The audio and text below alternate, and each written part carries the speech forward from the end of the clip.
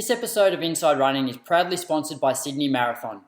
Join them this September in their bid to become an Abbott World Marathon Major. Learn more at sydneymarathon.com.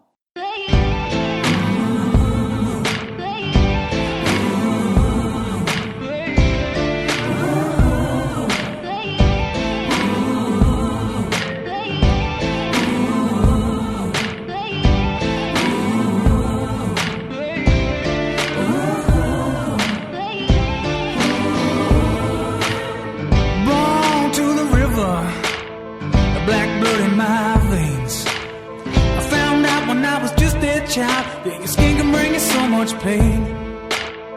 Now I hear you say you got the best of both ways. Won't you come and take a walk in my shoes and tell me if you take my place? Under cover of my skin, I've heard all your names. If it's all the same, I'll keep on walking.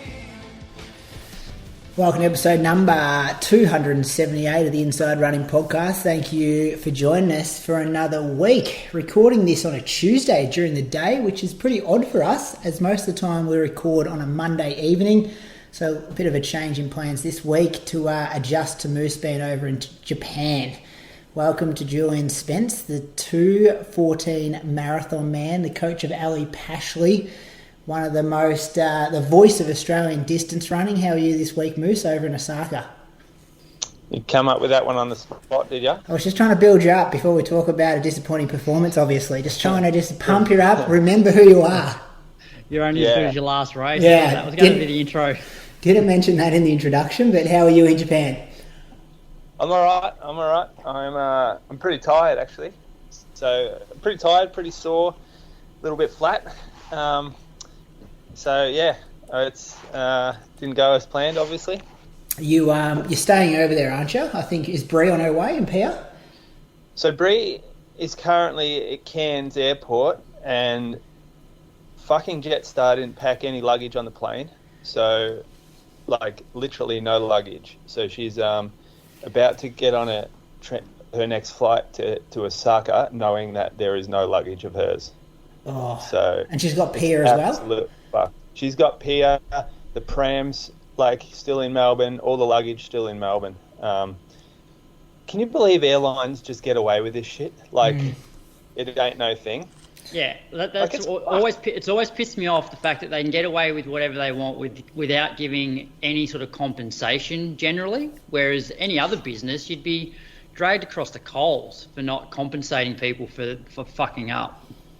Oh, like the compensation thing, yeah, okay. Like in the future, or like maybe that'd be nice. But currently, how do you not pack fucking luggage on a plane? Like, this is part of what you do every day. You've just, oh man, and it's just such a stress now. So yeah, like she doesn't know what's going on. There's like the entire plane is lined up trying to work out what to do.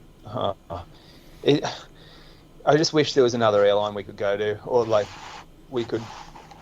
Anyway, that's where we're at now. So yeah, she's coming over. She'll be here tonight. I'll probably have to go out, buy a new pram and everything this Savo, just to get us through the trip.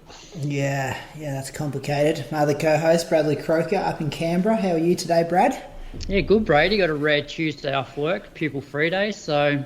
Mate, you've worked about 3 days in the last 2 months, so I wouldn't be claiming days off as a big thing for you. Come on, I worked last night. I did some podcasting last night while you guys were on a junket or at the sports awards night. Yeah, you did. You've been doing the heavy lifting behind the scenes recently, so we do appreciate that.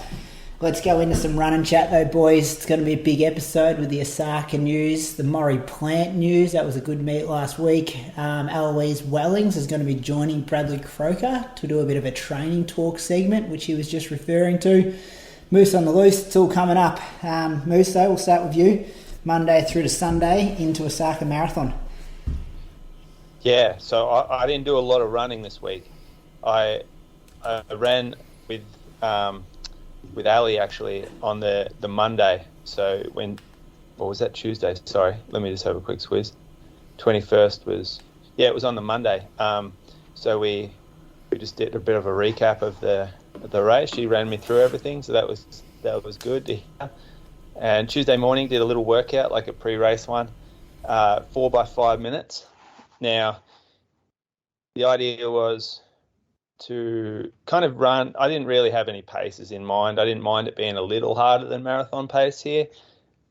It probably was about that. The GPS is a bit funny on this loop, so when you're looking down at your average pace for the lap, it changes like every 10 meters. So I didn't put too much. I didn't put too much stock in it. It felt all right. I mean, it's always funny in the taper week. You just don't know how things are supposed to feel. Like you can get a bit flat and a bit sort of tired and stale, I reckon. And then you start worrying. But the efforts felt relatively easy. So they just went 3:21, 3:16, 3:17, 3:14. And yeah, I did them a little harder than marathon pace, which I was fine with. Then the Wednesday, I jogged with Ali down in Aries, and that was my last proper run, because later that day Thursday morning I woke up. I was gonna ride the bike actually with Ali on her workout, but I was trying to put this dog's got like an allergy thing, and he's been chewing his back, and so I was putting on this collar, that like this big blow up inflatable collar that's stopping him from reaching his back to chew it. And he didn't really enjoy me putting it on, and so I was starting to have to fight to put him on a bit, and then I just sort of wrenched my groin and my adductor right up high, and it just like overstretched it. It was not a good feeling, and so it was pretty proppy immediately after. I thought, oh no, fucking hurt myself here. Won't be able to run. Like I immediately thought, I'm going to have to take a few days off. Whether I could make the marathon or not, I wasn't sure. Sometimes you can get those little overstretches and they come fine, like there's no problems. But this one felt a little more sinister than that. So I ended up having that Thursday off.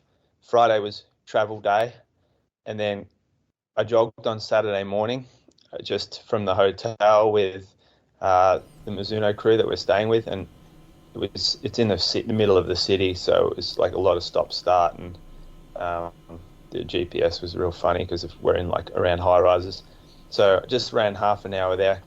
It was fine, like I could definitely feel it, but I didn't think it would affect my race, and it didn't. Like I didn't feel it on the day of the race, so that gave me a bit of confidence, and we were sort of full steam ahead.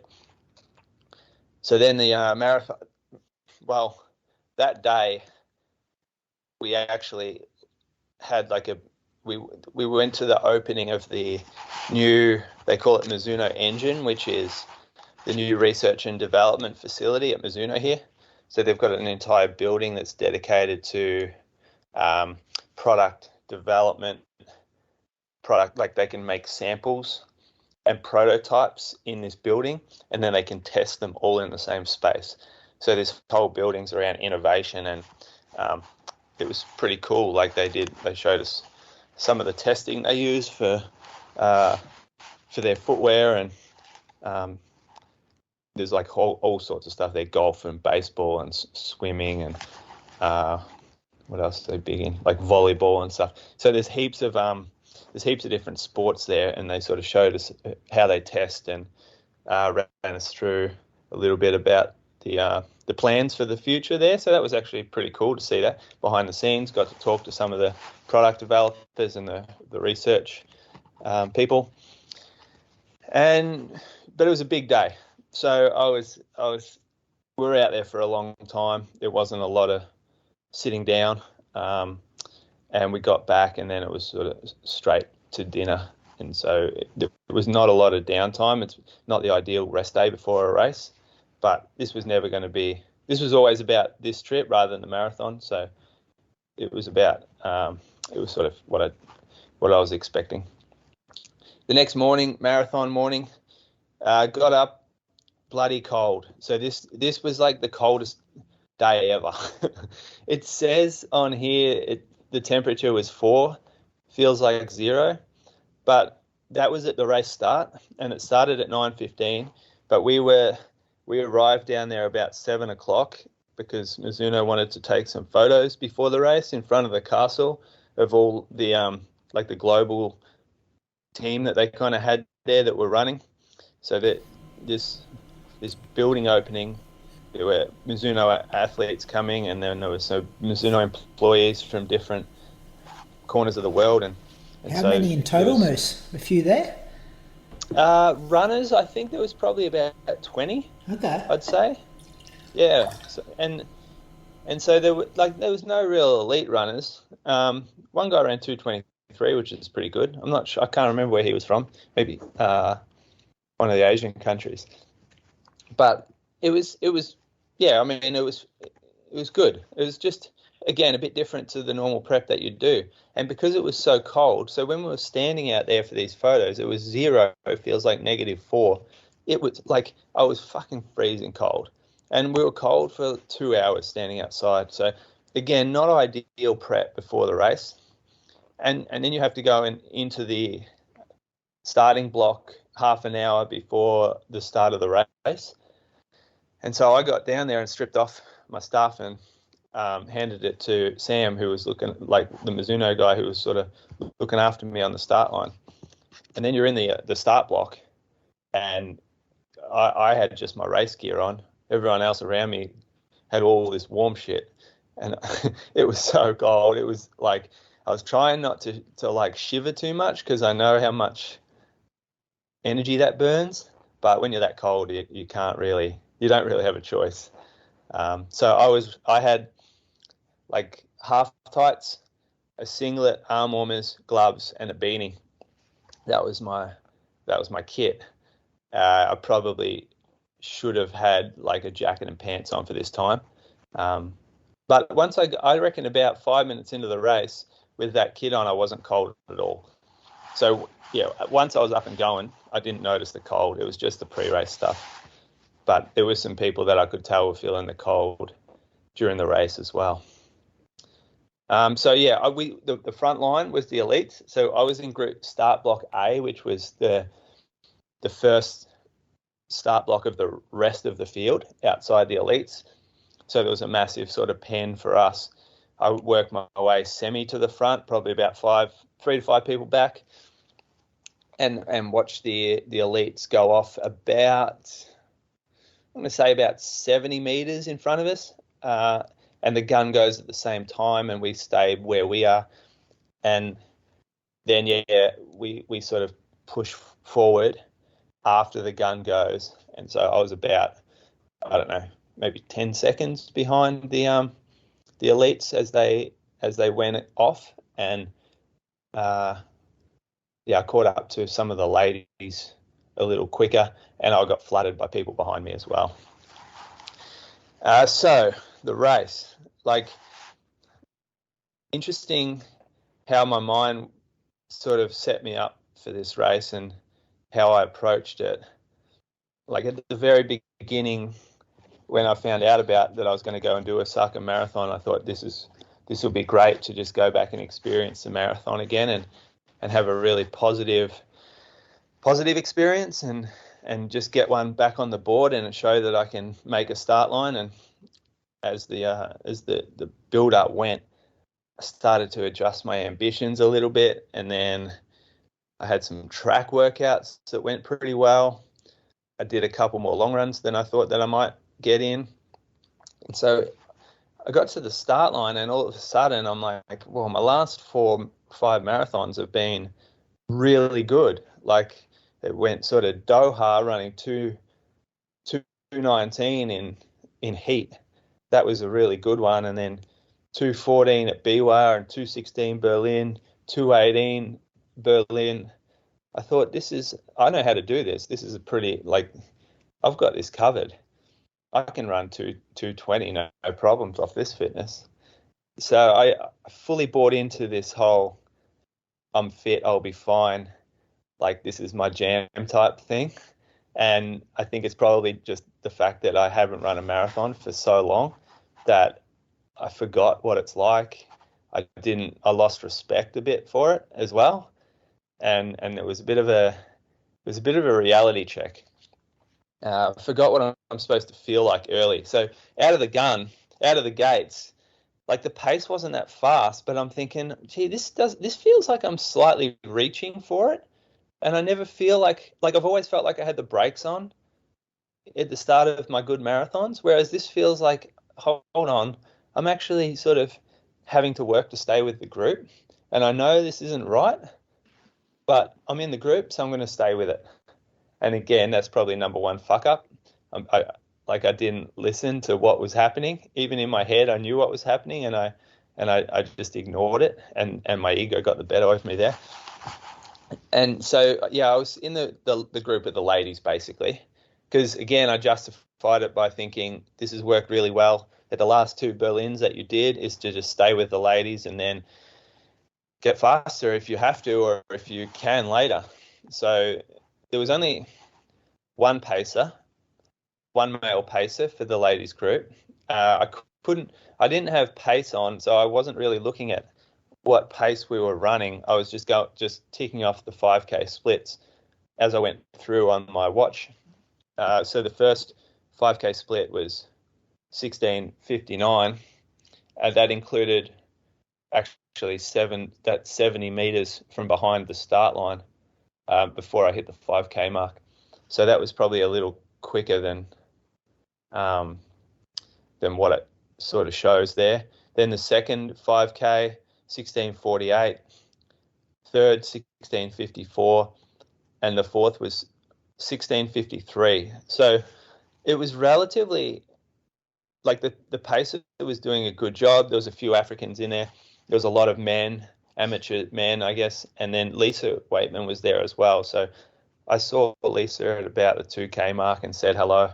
And then I really just tried to stay out of the way of the pack. Like I didn't want to get in the ladies' way at all.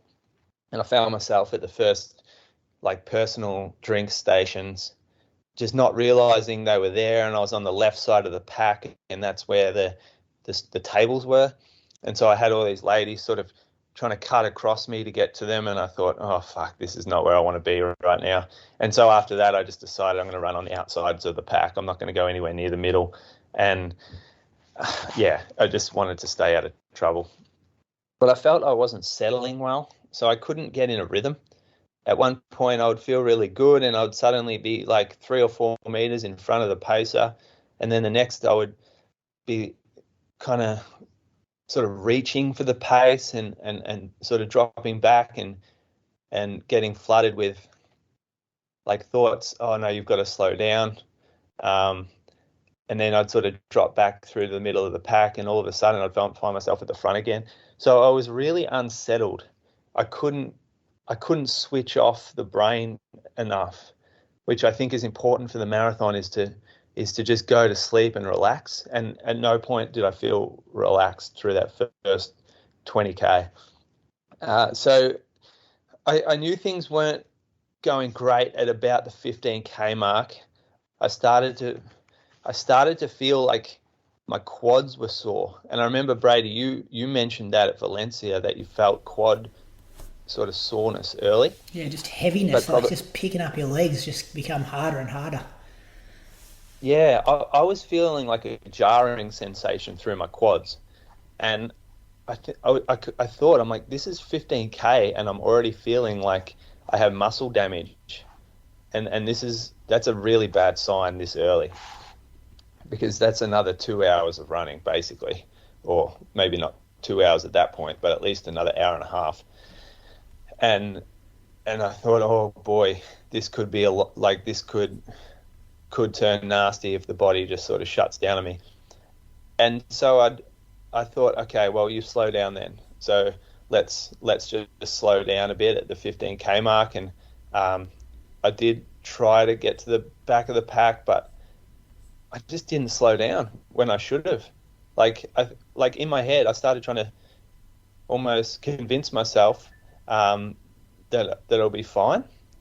But I don't know, I wasn't smart. Like, I made a lot of bad decisions on this day. And one of them there was like feeling that soreness and still thinking, you'll be right, stay with the pack. These can come and go like a roller coaster. But it doesn't really. Like, the marathon doesn't really work like that. It's normally like a downward slide if you start feeling stuff early. So, yeah, then I turned a corner at about the 20K mark, and I knew that I had there was a U-turn. There was a lot of U-turns, and every time you would slow down to like one of those full-on pinches, and you basically have to stop and then start again. As I picked up, I could feel like going through the gears, getting back to pace. I could feel my legs were not in a good place. They were already banged up, and they were tight.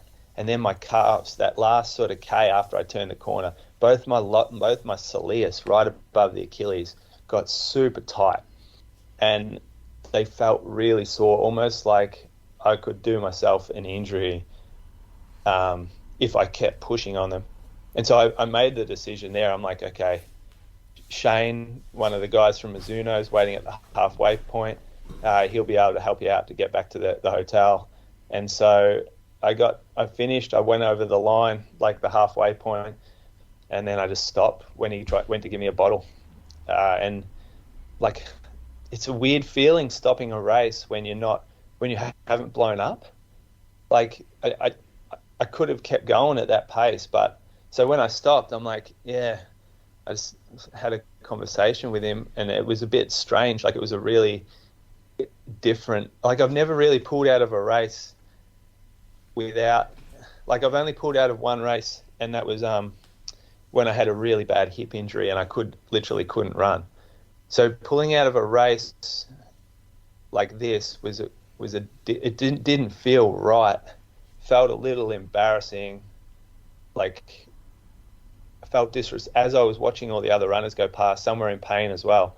I'm like, I feel like I've taken a real easy option out here.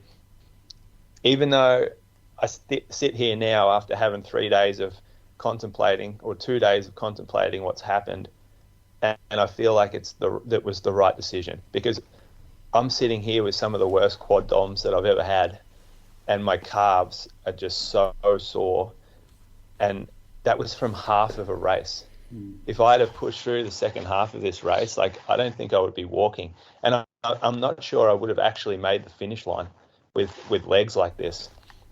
So, yeah, that was it. There's a lot of explanations, I think, for why it didn't go well, which have been really good for me to reflect on. And it's been probably the best learning experience of any race that I've had.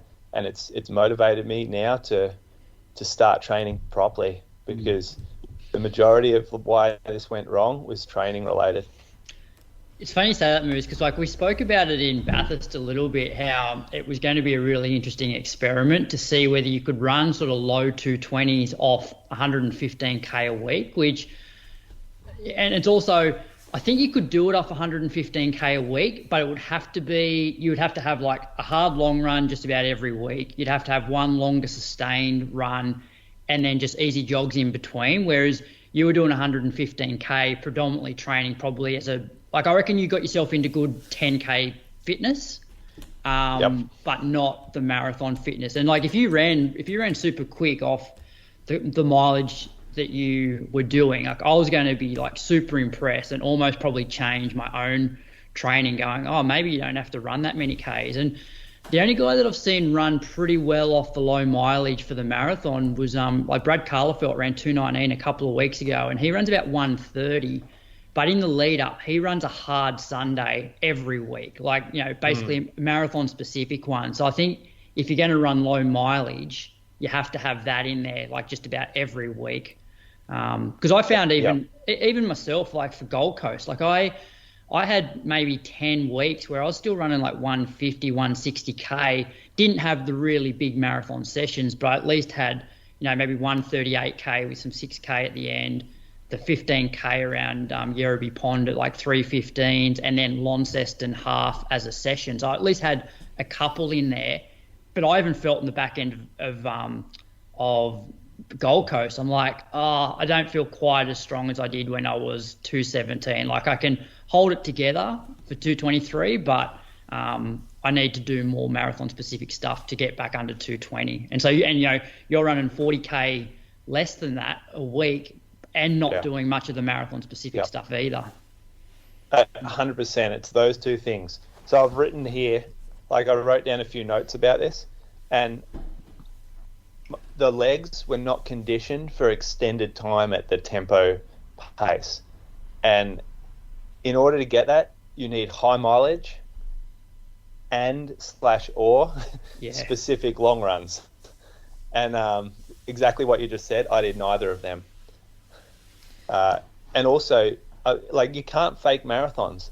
We've said this from the very beginning of this show. Like, the marathon is not a half marathon.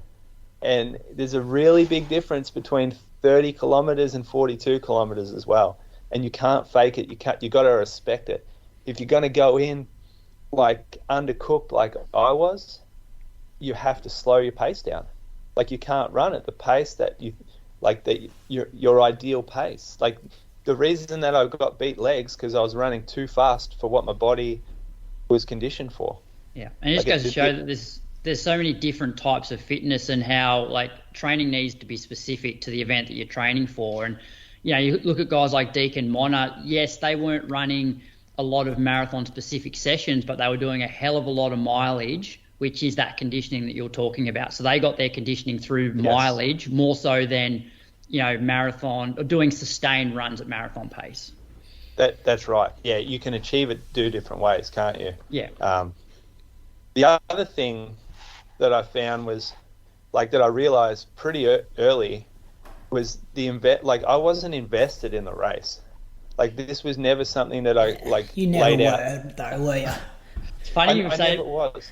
I said this on Sunday to the group that I was running with about you, saying, like, you can go real deep when it means something to you and it's important, but outside of that, you're likely to just pack it in, because we saw it a few times, even in the lead up to when you were running really well, like Gold Coast half one year, you've just, and that wasn't that far. That wasn't that long before you ran 219 in the heat. You're like, I don't give a shit about this. And so it's like, if the race doesn't mean anything to you, it's just generally not going to go that well for you. Yeah, 100%. Like, there's nothing there for me to push through. And, like, some people can do it. And I've got a lot of respect. Like, it's so impressive to see someone go out there and be able to push themselves week in, week out. When there's, like, they must be able to tap a different part of their brain to me, like, think about it, like, a little differently, because, I couldn't do it. And the other, like, I was celebrating, like, I felt like it was a celebration already before I even ran the race. Like, I feel like I was back to a start line, and that was the big celebration rather than the actual race. So even, like, midway point when I pulled out, I wasn't that upset about it, because the big win for me was getting back to where I was. Well, not where I was, but at least getting back to feeling like I can have a crack at some stuff. And so, it wasn't like I was losing a year of training for this one race. I felt like I was only just starting again. But a friend actually wrote this quote to me, which I thought was really good. They said, withdrawing doesn't sit comfortably in our own heads, even when it's the right decision to be making. It's like mental conflict. That's why we try and justify it to ourselves, even when justification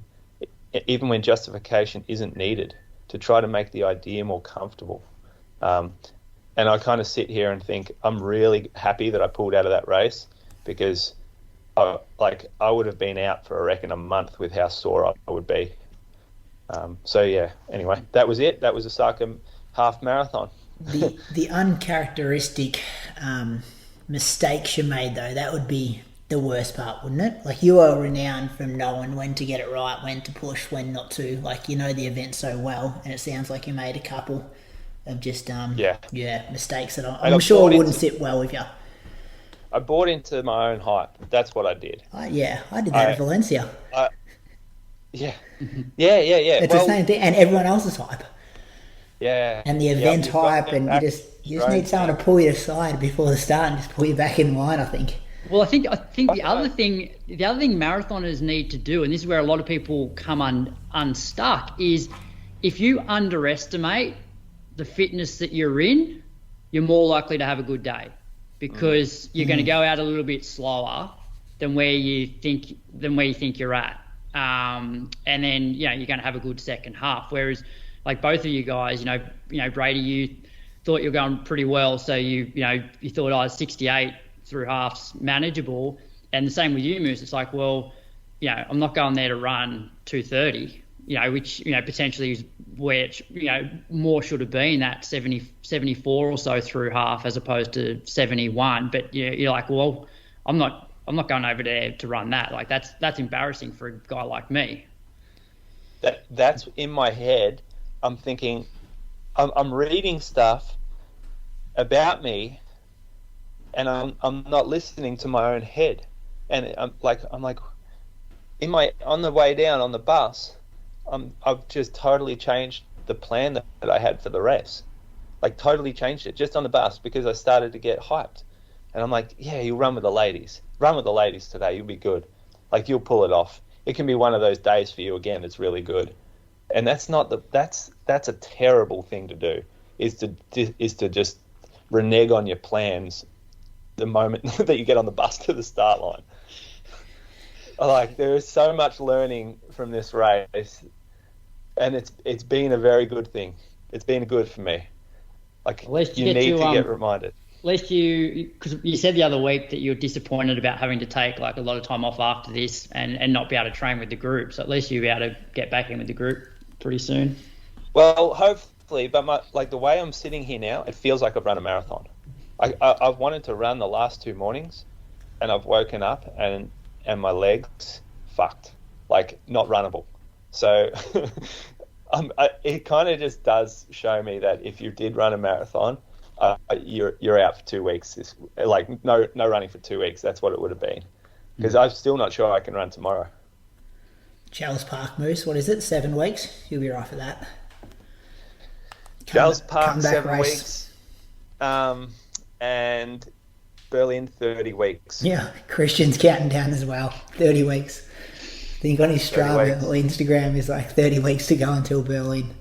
You guys are going early with that preparation. I got to say thanks, actually, because Mizuno have looked after me so well over here. They've been so generous in like how they've looked after this, like the whole group. But Mizuno Australia did take me over, and they showed me a lot of cool stuff, looked after me really well, didn't put any pressure on me to run well. And then after we finished, like no pressure or anything. So yeah, really thankful to them. How have you gone with the the camera kind of in your face, putting your shoes on and heading to the start line? Like, did you like that stuff, that influencer kind of stuff? I didn't get that. Yes, you did. They were tagging heaps of photos of you in there. You and Morgan McDonald. You like the two biggest names in Japan. Mitchell. Morgan Mitchell. I've done that before. Morgan McDonald, Morgan Mitchell. So I'm like, she is here as a brand ambassador, because she's a brand ambassador, whereas I'm a guest. So it's not like that for me at all. And even when they were filming me, like, I didn't feel like they were filming me at any point. And they took fucking 5 seconds of footage. It wasn't like, no, I didn't feel enough like to influence that, I reckon. Yeah, it was enough to go, I'm going to run a 2:18 today, boys. Yeah. Watch this. Every video took 30 seconds off his split through half. The first thing I'm doing when I'm getting home is finding one of those like hair therapy centers, because fuck, I'm balding. Yeah, it doesn't look good. I told you that at Bathurst, didn't I? For a long time. Hey, I need some thickness back. Like, there's some real thin patches up top. Yeah, my mates do that pill thing. You know, Joel Selwood's flogging it on his Instagram at the moment. I'll hit him up for sure. Yeah. You got a discount code? Swap him a pair of shoes or something. Tell him you will take those Asics off him. What is it? Troy Selwood that's running, or Scott Selwood? This is Joel. Scott Selwood. The Geelong one. Yeah. We talk about I'm this. sure he can get a discount. We talk about Selwood. Cat's 10. Yeah. There were 965 people who predicted your time, Moose, and because no one predicted your correct time, a couple of blokes in the DMs trying to get the shoes and the Mizuno prize pack off the DNF prediction, but DNF was not an option. So the prize is going to jackpot, Zach is telling me, and the people at Mizuno are telling me. And Croaks, you're going to have a go at parkrun this Saturday morning, and whoever gets closest to your time is going to win the jackpotted prize, which is still the same, but it just goes for an extra week. So keep an eye on our social media. I won't be doing parkrun this Saturday, but I am doing a parkrun shortly. Oh, it won't be okay. this Saturday. Saturday after? It'll be within the next month. Oh, it needs to be sooner than that, Croaks. We can't have this prize thing hanging over for too long. But Come up with something. Keep an eye on our socials. The prize pack is still there, getting ready to be given away. Take us through your week, Bradley. All right. I had my best week since returning from injury. So Monday, got out for 57 minutes at 4:20s. Pretty warm in the afternoon. So looking forward to the weather just cooling a little bit. I reckon we're about maybe five weeks away from having those, like, the best time of the year where it's like, mid-teens, no wind, bit of a chill in the air. So, anyway, that was Monday. Tuesday was a hill session in the afternoon. So we had a storm roll through about an hour and a half before this. The session was 2 sets of 7 roughly 45-second hills, and we're doing them off a 2-minute cycle. So going up in 45, back down in about 75. And then after the 7th rep, took 3 minutes recovery. Yes, we had a good group out there. There's like 7 or 8 of us. Haven't done this session for a while, and saying to the guys, and they were all sort of feeling it as well, like towards the back end of this session, it feels more like a gym session in a way. Like you just, legs are getting a bit sort of fatigued, like they would at the gym, because you're obviously putting a fair bit more force through to get yourself up the hill. But yeah, it went well. I didn't actually take splits for this one. It was quite good because we're going for a 2-minute cycle. Just started on the minute and then just ran until my watch said sort of 45 and stopped and turned around. So it was nice sometimes having a session where you're not worried about splits or looking down at your watch for time. So then Wednesday, midweek long run. So I did 21.1K at 4:17s in 90 minutes. And, listened to the first episode of Road to London. It, 90 minutes just flew by. It was such an enjoyable episode. There was some really good information. Obviously, hearing Ellie's recap, it wasn't such great news from Sinead. But, as I said, it made 90 minutes go by real quick. So, if every episode's like that, the next 9 weeks will be pretty enjoyable on a Wednesday morning. Thursday, just 45 minutes in the afternoon at 4:24s. And then Friday morning, we had a session down at the lake, and it was pretty much the similar conditions to what we had in Bathurst Moose for the Friday morning. So no wind, cool morning. And the session was 15-minute tempo, 2-minute jog, and then some fartlek after that. So the fartlek was 4 times 1 minute on 1 minute float, 5 times 30 seconds on 30 seconds float. And I felt really, really good in this session. So heart rate for the whole session was 158. So I think I may have just hit 170 at the top. In terms of splits, hit 320s? Let me bring it up. It was high 320s for the 327s for the 15 minutes. Jogged 2 minutes at 4:22s. And then averaged about 305s for the 1 minute reps. Floats were about 340s, and then averaged 255s for the 30-second reps. So all up, averaged 326s for the whole 30 minutes and felt very strong throughout that. So that was encouraging. Got out for a double, my first double in quite a while that afternoon. So I just did 33 minutes at 4:23s. Saturday, went out to the Arboretum for an hour run, mainly to just look for some other places to train for some undulating tempos or that sort of session that has some elevation that's relatively central in Canberra. Obviously, I would normally do Mulligans for that because it's got enough rolling hills, but I just want to find another place in Canberra. Did 14.3k, average 4:11s. Had a fair bit of climb. It was a pretty solid run actually, because it was like over 200 meters of elevation in that 14k. And then Sunday we had a really good group. So there was 7 of us. So Mulligan's Flat Track Club guys. So I did 2 hours at 4:16s, and then jumped on the bike because one of the guys that I've started coaching, he's doing Canberra, so he had 2x3k at the end of that at marathon pace. And because Canberra will be his first marathon, I just wanted to just get an idea of how he felt at different paces on that sort of 2x3k to see whether he was pushing too hard. So that was my week of 127k. So I definitely feel like I've turned the corner. Going well, Croaks. I like that week from you. Thanks. Yep. Anything else other than the park run penciled in? I'll do Sydney 10. Yeah, so I've sort of been thinking about this last week I sort of mapped out until Sydney 10. So what I want to do is have a park run in the next few weeks as just, go out, rust buster, just see where I'm actually at over 5k, and then do another one maybe 2 weeks before Sydney 10. So at least that way I will have had 2 pretty hard 5k efforts in the lead up to Sydney 10, which I didn't have last year. So that's my plan. What about any New South Wales cross country? There's not a lot on. Is there any options? There's not a lot on before. I was trying to think. I think there's only one race before Sydney 10. It's the novice cross country, which is at Scarborough Park near St George. So it's relatively flat grass course. So that could be an option, but I'd probably just stay local and just do a couple of hard park runs. Yeah. There's also Canberra Marathon weekend, but I enjoy just being there for my athletes on that day, like handing out drinks and stuff like that. So I probably won't do anything there. Yeah, it's almost one or the other that weekend for you, isn't it? Like you fall on a coach or you fall on an athlete.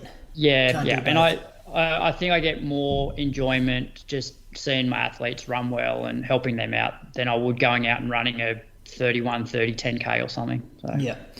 I'll whistle through this week. I was tired, boys, off the back of Bathurst. Just the drive home, lack of sleep. Monday, Tuesday, they're my easiest 2 days of the week when I'm at home with the kids and working from home. And they were hard. I was just tired. 70 minutes Monday morning at 4:28, and then I got out for half an hour and some strides on the Monday afternoon. Tuesday I did a workout, did 6 by a mile, around 3:13, off 90 seconds jog.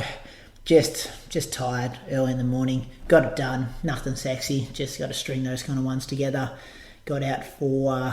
no, I didn't double on Tuesday. Not sure why. Actually, I think I don't know. For some reason, I didn't double. Wednesday morning, same as you, Croaks. Rode to London. Loved it. Mm-hmm. Was a bit concerned going into it because we've put Sinead and Ali together before, and we've had Nick and Ali together before, but I wasn't sure how Nick, Ali and Sinead were going to go together. But it was great from the very start. They all just blended together. The chemistry was there early on. It was so good hearing Ali and Nick back together, and then Sinead just slotted into that third spot amazingly. And I think being Patreon only, even Sinead, I've never heard her swear before that episode. So that was good to hear her just to get a bit looser. I had goosebumps going past Echuca high school when Ali was recapping the race. It was just such a insightful listen, and then the ups and downs here and Sinead stuff, and then Nick kind of pulling it all together. And he's grown up a lot too, hasn't he? Engaged, bought a house, maturity levels. He did a great job. He did a great job of hosting. Yeah. So I enjoyed that, and as you said, 90 minutes. I started at 6:02 a.m, so I was out of bed at about 5:15 a.m, and I've never had so much pop walking up the hallway. Looking forward to being out of bed that early, knowing I got to put that in my ears for 90 minutes. So, 21k at 4:15s. Next day was Thursday, 65 minutes at 4:36s. Got out in the afternoon for 30 minutes. And then Friday, I just did a bit of speed work, a bit of poor man's track work when I'm just going up and down a straight road. Did 15 by 80 seconds, around about 3-minute K pace. Minute shuffle jog in between, very slowly. So that was good. Kind of hitting 450 meters per rep. I did this out the front of the Miami swimming pool, and I'm pretty sure somebody had broken into it overnight because all the doors were open and the lights were on, and the lifeguards hadn't got there yet. And I reckon when they got there, they would have figured out that someone had been through the canteen there, which isn't good, but that's just a part of life, I suppose. You get robbed occasionally. Got out of work on Friday afternoon for 30 minutes. Then I did my long run Saturday morning. I did 30k at 4:25s. Same thing, tired again. That was 2 hours 15, 70 minutes on the Sunday. Got this, where everything got flooded, all these dirt roads, they've been out of action for a while, but the council's just been redoing them and putting new dirt down, and they're amazing to run on at the moment. So went on a road called Barnes Road, and it's just fresh dirt, and just loved being on that for 70 minutes, and then got out for some strides and some easy jogging in the afternoon Sunday. First week back at 160k, feeling good. Give me 2 or 3 of those ones and I reckon I'll be close to peak fitness. So everything's tracking okay. About 7 or 8 weeks till Jells Park.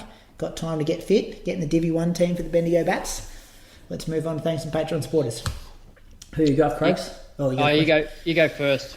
I'm bringing mine up. You've stitched me up here, Croaks. Usually, I'll go. Here we go. I got it. Max McKee. Max McKee. He's from Glasgow, and he ran 16:58 at the Strathclyde Park Run. Won the Winter Warmer 10k a few weeks ago in 34:39. Has run 77:59 for the half at the 2022 Great Scottish Run and 2:40 at the 2022 Edinburgh Marathon. He's got some good ink on him, and he might do a bit of rock climbing. He's a quality technician at Waukesha Bearings Corporation. So they're the market leader in custom engineered fluid film bearings, magnetic bearing systems, and seals for high performing turbo machinery. There you go. Jesus. Thanks, Max. Good job, isn't it? Yeah. Didn't know I don't know what complicated. that stuff means. Yeah, neither do I. That's good though. No idea what that like means. That. Turbo machinery. Thanks for your support. Moose, who you got?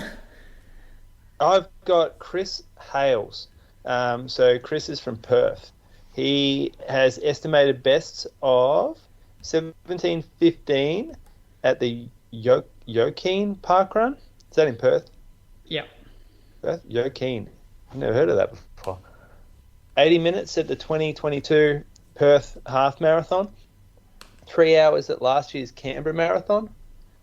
A Bachelor of Arts with double major in History, Politics and International Relations at Edith Cowan University. So, very academic-minded. Chris probably got his half... I actually coach Chris Moose. He's got Paris Marathon coming up in a few weeks. Going to go under 3 hours. He ran 71 a couple of weeks ago at the Bustleton Half Marathon as a bit of a 81 at the Bustleton Half Marathon a couple of weeks ago as a bit of a training run. He's tracking well. Yes. Tracking so what's well his best run so far then? His best run over distances, yeah. Well, I'm just looking at Canberra last year. He had a toilet break, had to stop for a while. So I reckon that's a sub 3 if we can avoid the toilet. Probably the half. What do you reckon? Half, yeah. Half or 5, I don't know. 5k. 5k is pretty quick. 5k is pretty quick. Good luck for Paris, Chris. I'm going to thank Lars Erik Nodvarp Borg from Bergen in Norway. He's ran 2:33 at last year's Berlin Marathon and was over in Kenya with Christian last November. Oh, he was on the training camp, Croaks. Yeah, he was. He is a dad and is a senior analyst, supply chain management for Equinor, which is a petroleum refinement company. He's developing automated solutions for procurement and supply chain, robotic... Procurement, okay. Brady. Why did you give me this guy, Croaks? I always used to give you the guys. Hard words go to you. Yeah, that's why I've given them to you. And the robotic process automation.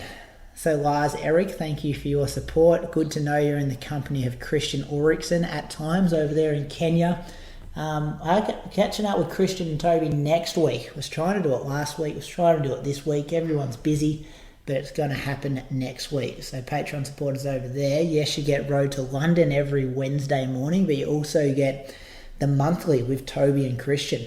So it's going to be interesting to see, because your boy Toby Moose, he is fit. He is murdering Strava at the moment. Those double days he's doing, just give me one of those workouts I'll take. Can't wait to talk to him about training. Wait for the races, Brady. Yeah, it's got to work, doesn't it? No point doing that stuff if you can't run good results off it. You need the proof will be in the pudding, Christian.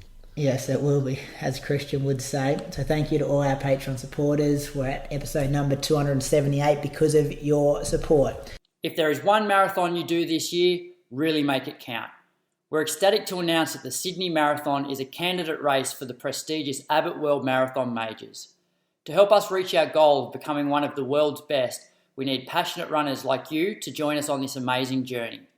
Incredibly, we're already on our way to our target of 15,000 marathon finishers, with almost 7,000 registered from all over the world. 2023 is set to be the biggest marathon Sydney has ever seen. By securing your spot in the Sydney Marathon, you'll be contributing to our success and helping us to join the ranks of world-renowned marathons such as New York City, London, Boston, Chicago, Berlin, and Tokyo. Run over the Sydney Harbour Bridge and past some of Sydney's most beautiful icons before finishing at the world-famous Sydney Opera House. Grab your mates and register today so we can make history in the best way we know how, together. Let's go to running news, boys. The Maurie Plant Invitation was Thursday night in Melbourne. What beautiful weather. Usually it's windy there. It was beautiful. Crowds packed. TV package was sensational. I know we lip off occasionally, Athletics Australia, and the way our meets are put together here, but this was very entertaining and a very good meet from start to finish, and I thoroughly enjoyed all the action. Sitting on my couch watching the coverage at home. 800, James Preston. It was a New Zealand double. James Preston first, Brad Mathis second, 145.8 and 146 flat. Riley McGowan was the first Australian in 146.3. The women's 1500 was potentially the race of the night, I thought. Jess Hull, Abby Caldwell, they were down the straight going hammer and tongs at each other. 407.1 against 407.3. You could tell Jess had done a bit of homework, I think, on Abby. And maybe we always had Jess as the number one seed, and then Abby got her at the Commonwealth Games when she went and got the bronze medal, and then we saw Abby also get her at the World Cross Country Trials.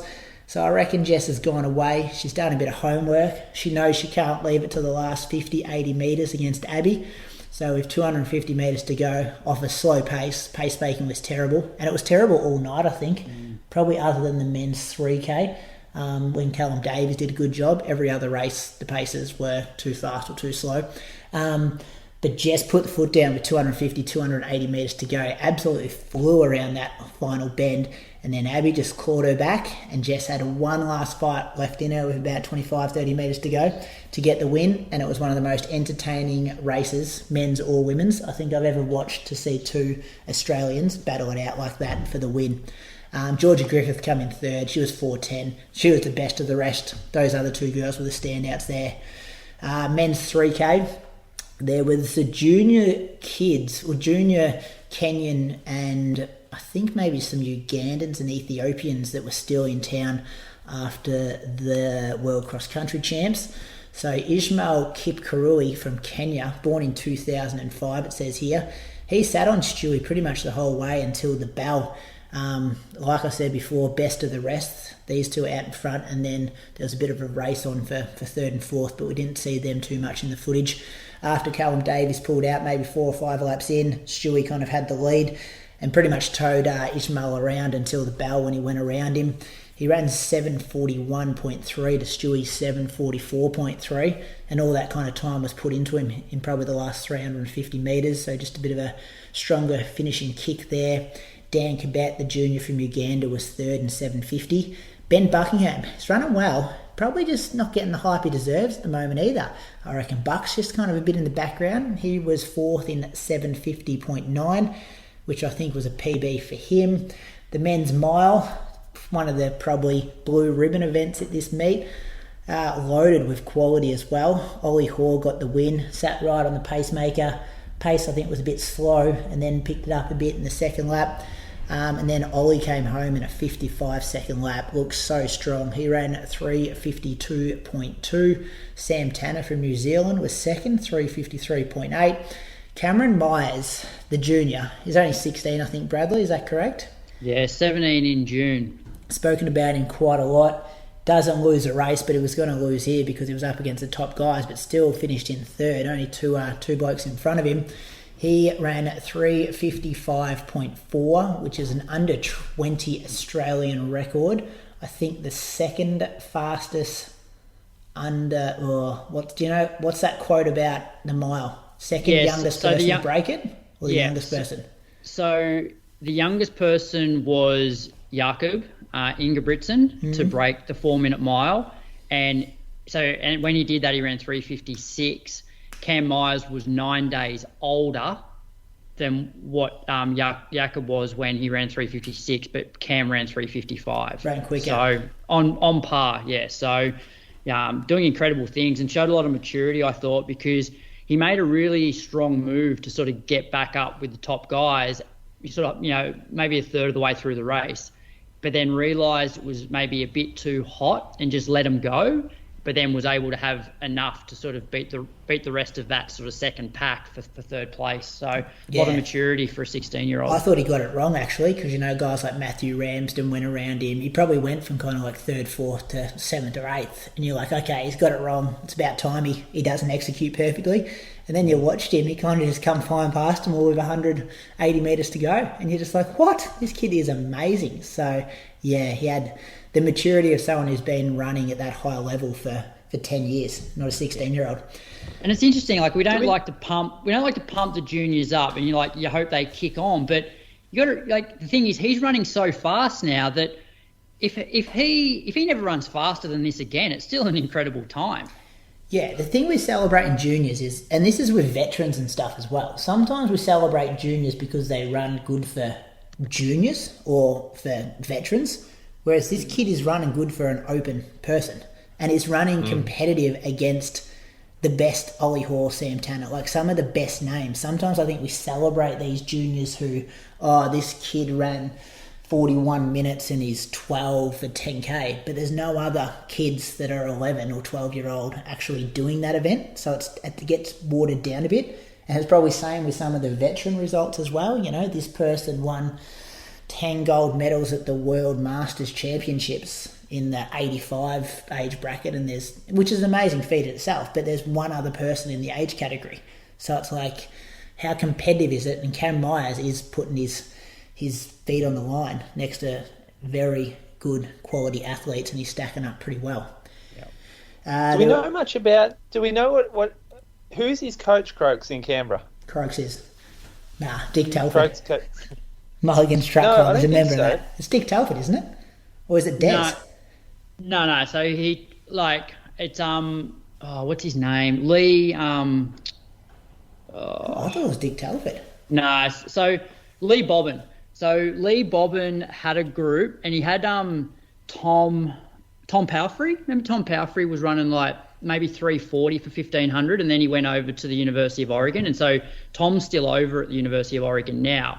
And so Cam was training with Tom, and then obviously, those guys were so far ahead of the rest of Lee's squad that they sort of approached Dick and said, hey, can we sort of jump in with some of your guys, like with, Rory and Jai. And so Lee and Dick, their groups often train together, but Lee is the official coach of Cam, even though he's training with Dick's group. Good, but Lee's out there as well. Yeah. Do we know much about what he's doing? Yeah, it's all on Strava, so it's not crazy. In terms of mileage, it's probably 90k a week.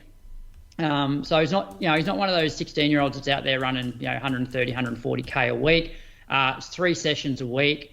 So it's largely similar to what Dick's guys do. So Tuesday will be, and if you listen to the Rory interview, it's pretty much that. So Tuesday will be often a track session where it could be like half quarters, and then they'll have 3 to 4 minutes recovery, and then they might do 4x300, pretty solid off a 100-meter jog or float, and then have another 5-minute recovery, and then do some 200s off a 100 jog or a minute rest, that sort of thing. Then Thursdays is more like a threshold run, so it could be like 8K or something, and then their standard session on a Saturday out at Stromlo's often like 5 or 6 by a K off a 4-minute cycle, followed by some 200s. Yeah, it's all there. Very consistent training too, just hovering around that kind of 80 to 100K weeks. And even long run, he'll only run, like if that, 80 minutes. Yeah, so runs at Mulligan's quite a bit. Yeah, have to get him a signed autograph next time, Sam. Yeah, he's the king of Mulligan. Some big names behind him. We saw Centro go around again, and Ryan Gregson's return to running. I guess both those boys will be pretty disappointed with their results. I think Centro was 4:11, Gregson 4:15-ish. Get that right? Anyone got that off the top of your head? Yeah, Gregson was 4:14 and 4:14 and 4:07, was it, or 4:04 for Centro? Yeah. And Oli just a celebrity down there. Women's 3K. This was a big race, some big names here. The juniors from Ethiopia and Uganda. Senayet Getachew, she got the win, 8:46.5. So determined the way she runs. She absolutely grinds it out. I think they closed in 60:61. She beat Prisca Chesang from Uganda in 8:48.8, and Nozomi Tanaka. She was my pick a couple of weeks ago, World Cross Country. I think she was 14th in the World Cross Country 10K. She got a PB of 2:01. She got range. She was third. She ran 8:49.09. The Japanese princess, Zaka calls her. He's a big fan of her as well. Nozomi Tanaka. And Linden Hall was the first Australian. She was in fourth, a tiny PB for Linden. She ran 8:50.8. Yeah. So good meet, good athletics. Thoroughly enjoyed it. Well done to the promotion, the organisers, all those kind of things there. Interesting stat, Brady. So the winner of the men's 3K and the winner of the women's 3K, they both won the under-20 World Cross the week before. They looked good, didn't they? Tell me this as well. Stewie's not Stewy at the moment. Stewy needs another month, I reckon, which is good. It's Feb. He's got a big season ahead of him. But I reckon Stewie's not operating at 100% off the back of the World Cross Country, seeing him there, and that 3K, I reckon he got put away a bit too easy. I don't think he's operating at 100% capacity just quite yet. I think he's been a bit sick. Yeah, a bit sick.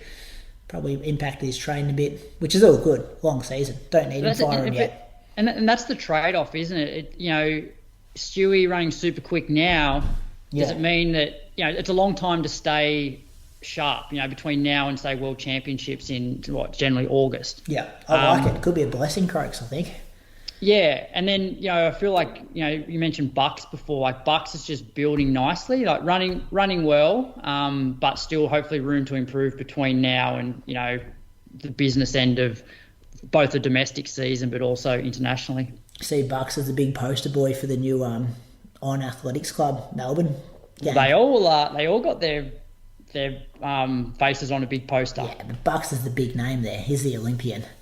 He's looking good. That's a big announcement last week. Here, and big international names still to come into that team as well. Because other than Bucks, it was probably more of a like a junior development team. Fair to say that.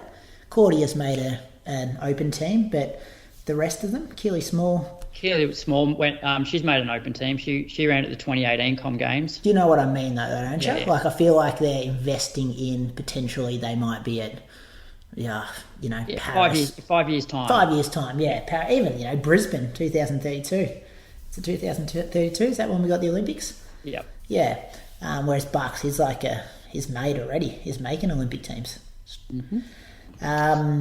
ACT champs. Tell us about this, Croaks. Yes, this was on Friday night. So Katie Pora, she won the women's in 16:59, and Aaron Spiesberger Parker, He won the men's in 14:15. And then internationally, there was a indoor meet in Birmingham, and Guda Sege, she missed Genzebi Dababa's world record, which was set in Stockholm in 2014 by 0.09 seconds, running 8:16.69.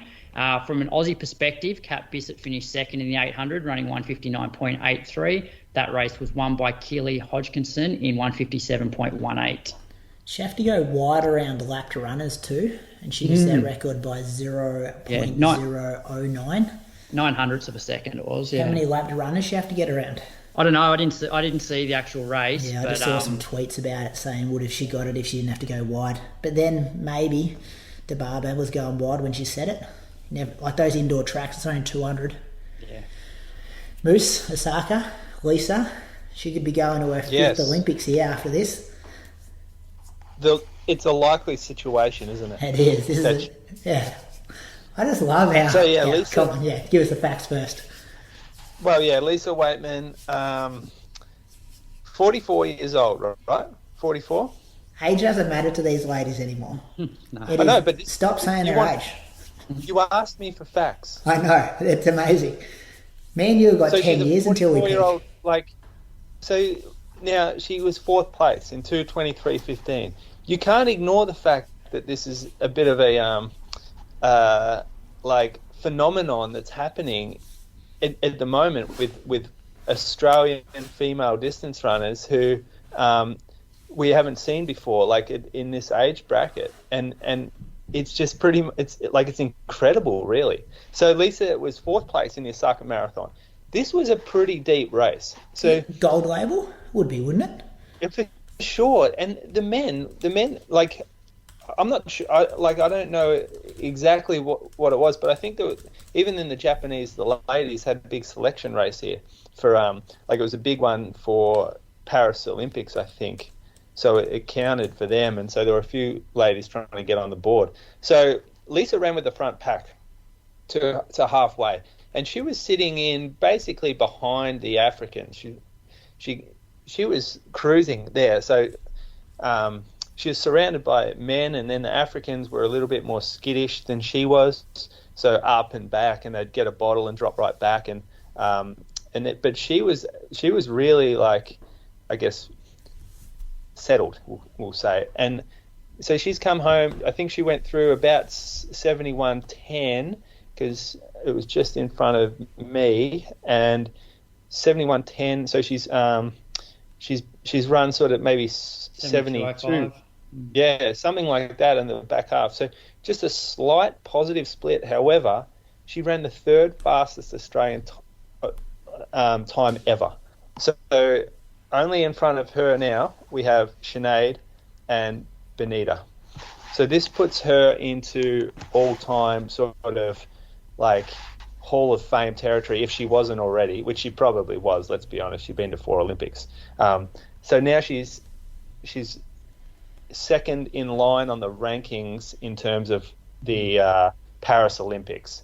So you've got Sinead at 222, right? 221. 221. Jesus. Oh, sorry, Sinead. That's my bad. So Sinead's run 221. Lisa at 223. These two girls are the top 3 of all time in the same Olympic qualifying period. Mm-hmm. This is we've never seen anything like it before. And so imagine going to 5 Olympics. What did Mono get? 4 Olympics. I think only one other person has gone to... It's 5 marathons too. It's not like she dabbled in the couple of 5s and then a 10 and then stepped up to the marathon for the last 2. It's 5 marathons. It's actually insane to consider you go to... Because this is including... So that's over a 20-year period. Yeah. And a tough that's resiliency. It breaks you. And I know she had a lot of trouble with injury when she was younger, a lot of stressies, and so she's. I think I read somewhere maybe 7 stress fractures or something in an early part of her career. And assuming Sorry, Moose. And assuming she makes it, if anything, since her first Olympics to now, it's got harder and harder to make the team because of how much depth there is. If I said to you, 18 months ago that you'd have to run 2:22, 2:23 as a female to make the next Aussie Olympic marathon team. Like, you'd be like, surely they won't have to go that fast, like maybe 2:25. But, you've still got Ellie to run one.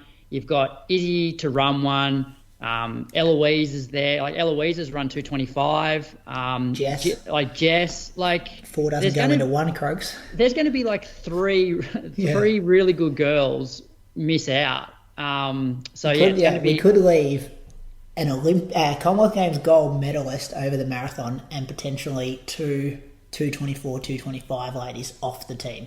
Yeah. And send a 44-year-old, a 45-year-old, and somebody else.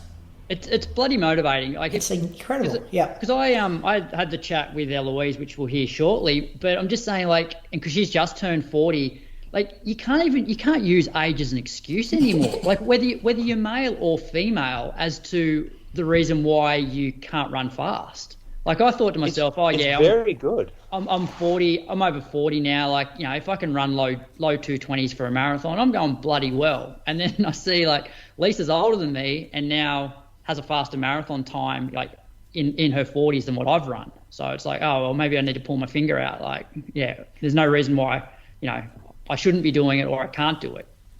I know you're not taking it away from them, but they train bloody hard as well. Like, they're putting in big mileage weeks. Yeah. Like, they Of course they do. They reap the reward. Yeah. So I'm with you, Croaks, because I look at this and I worked out that I was only 36 yesterday. Now, that's if you look at these ladies running, you think, what are you even worried about? In 10 years' time, you still might run your PB. Yeah. And you can't... And you can't say, oh, but I've been doing this for a long time, because you look at people like Lisa. Like, Lisa's been running for a hell of a long time, because, there's that argument that, like, someone like Sinead, relatively new to the sport compared to, say, Lisa, and so that training history is still developing. But, Lisa's been running for a long time. Eloise, like, she's been at it, even though she's a little bit younger than me, she's been at it longer than what I have. 100%. So, yeah. So there's time for all of us on this show. There is. Other results there, Moose? It was one pretty quick. I didn't watch it, but the ladies, Bakili Tola won in 2:22.16, so she's basically running an even pace to the finish, course record for her, but it was a new course, so I'm not sure how they come up with that. Men's race was won by Harley Mariam Kiros from Ethiopia, 2:06.01, also course record. So, don't know. Stephen Makoko, who has been around the block, he ran 2:06.41. It's a PB, 5th place. He's run sub 2:11 for 14 years in a row. So good. I know, that is... And this guy shows up at all the races and all the championships. Championships, world championships in particular. Yep, he doesn't just cherry-pick fast races. He is all over the place. I reckon he even ran some ultra-marathon one year. He didn't do comrades? Yeah, I reckon he did do comrades. Yeah. Or 50k or something. He went for a world 50k record. Yeah, 50k perhaps. 50K. But to do it 14 years in a row, like, you look at, any top distance runner, and there's often a year or two where they've been, like, they're on the sidelines with injury. And so to be able to do this, every single year for 14 years and not miss one is pretty impressive. Yuki ran 2:07 too, didn't he? Yuki Kawauchi? Second fastest time ever, maybe. He's ever ran, yeah. Or maybe a PB. 35 guys under 2:10. Yeah, so the course isn't fast here. Oh, it's fast, right? It's faster than anything we have in Australia. But there were a lot of tight turns where you had, like, basically just U-turns. You had to go around a cone and then slow down, start up again, which can really hurt your momentum. And there were a couple of hills towards the back end, which I didn't see, but I heard they were there on the course map. They looked like they were there, and I haven't asked anybody about them. So, yeah, it's interesting. Like, it can get faster, and they told me that they're going to make this course faster next year as well. So 30 or 35,000 people in the race, according to the guy I asked. I think Tokyo's only just ahead of it in terms of participation numbers.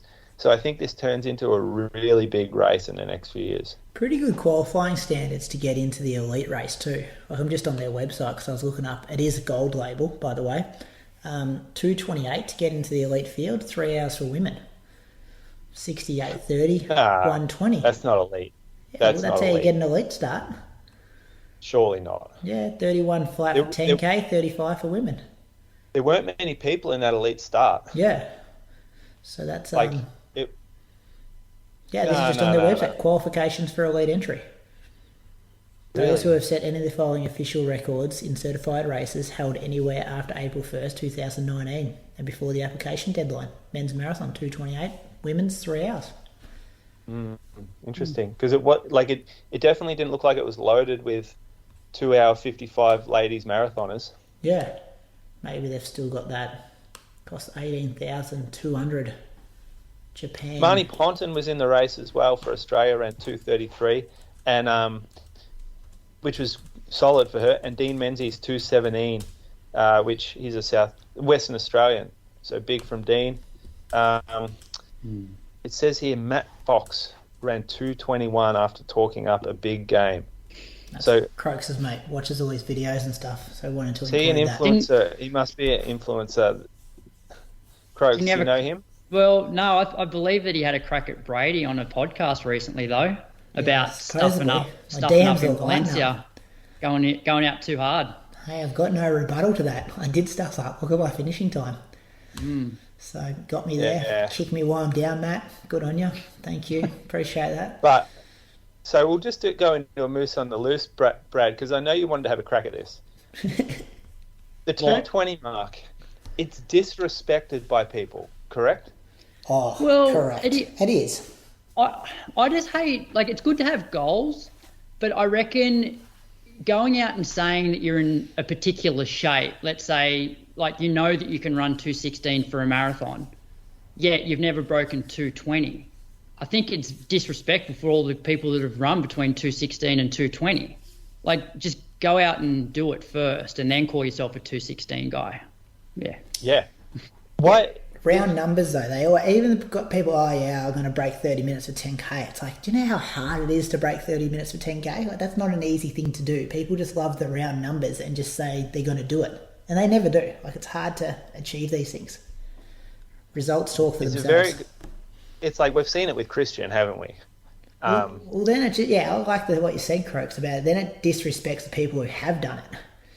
People have grinded away to achieve these things, and it's just willy-nilly, could have done it, not my day, bad luck, yada, yada, yada.